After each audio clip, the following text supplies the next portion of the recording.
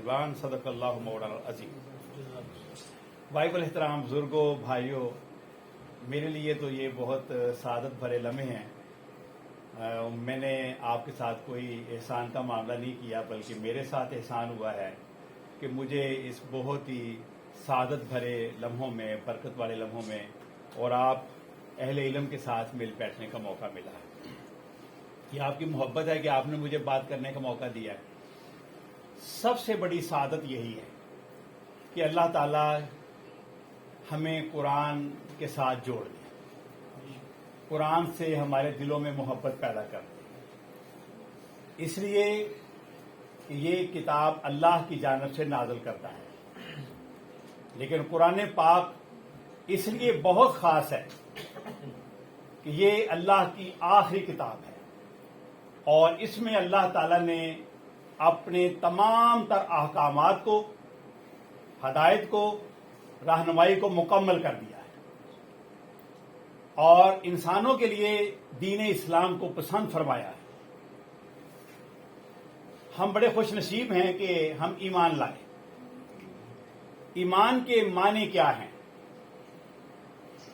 اللہ پر ایمان، تمام رسولوں پر ایمان، کسی ایک کا بھی انکار نہیں ہے۔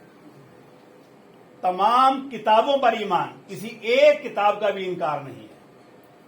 تمام فرشتوں پر ایمان، کسی ایک فرشتے کا بھی انکار نہیں ہے، اور یوم آخرت پر ایمان۔ یہ 5 چیزیں ملتی ہیں تو ایمان مکمل ہوتا ہے۔ ان 5 میں سے کوئی ایک چیز یا کسی ایک چیز کا کوئی جز بھی اگر ہم اس کا انکار کر دیں تو ہم نہ مسلمان ہو سکتے ہیں، نہ مسلمان رہ سکتے ہیں۔ تو اللہ نے یہ بہت بڑی دولت ہمیں عطا فرمائی ہے۔ قرآن پاک یہ اللہ کی آخری کتاب ہے۔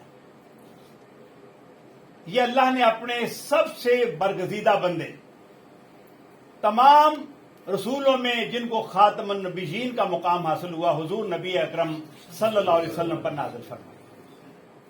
یہ اللہ نے اپنے بہترین فرشتے، افضل فرشتے جبرائیل علیہ الصلوۃ والسلام کے ذریعے سے نازل کی۔ یہ اللہ نے اپنی بہترین مخلوق انسانوں کے لیے نازل فرمائی۔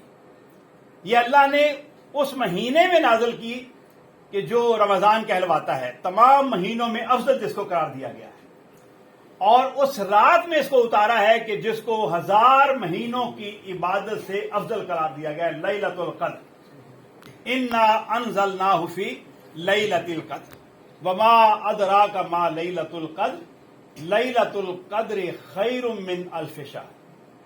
تو یہ بہت ہی بابرکت کام ہے کہ جو ہمارے محترم بھائی ناصر بلال صاحب نے اور ان کی ٹیم نے یہ کام یہاں پر مکمل کیا ہے، اور پورے لاہور شہر میں الحمدللہ کافی حصے میں، کافی علاقوں میں اس کام کا جو ہے وہ آغاز ہو چکا ہے، اور مشن یہی ہے، اور اللہ ان کو ایمان والی، صحت والی، طاقت اور قوت والی زندگی دے کہ ہم لاہور کے ایک ایک فرد تک اس پیغام کو جو ہے پہنچا سکیں۔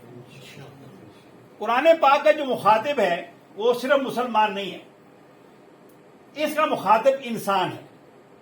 وَالْعَصْرِ إِنَّ الْإِنسَانَ لَفِي خُسْرٍ، زمانے کی قسم انسان خسارے میں ہے، سوائے ان کے۔ پھر وہ 4 قسمیں بتائی گئی ہیں، جو ایمان لائے، نیک عمل کیے، ایک دوسرے کو حق کی تلقین کرتے ہیں اور ایک دوسرے کو صبر کی تلقین کرتے ہیں۔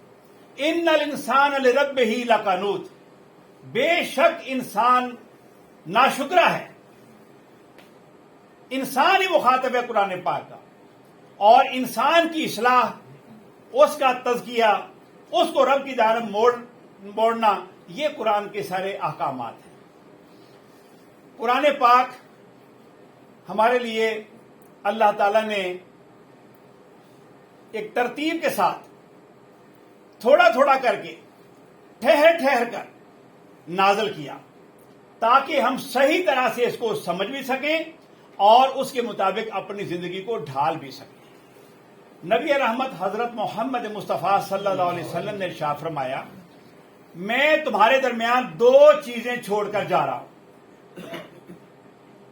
نمبر 1 قرآن پاک، اور دوسرا میری سنت۔ ان کو تھام کے رکھو گے تو کبھی گمراہ نہیں ہوگے. اس کا مطلب یہ ہے کہ اگر ان کو چھوڑ دو گے تو تم گمراہ ہو جاؤ گے.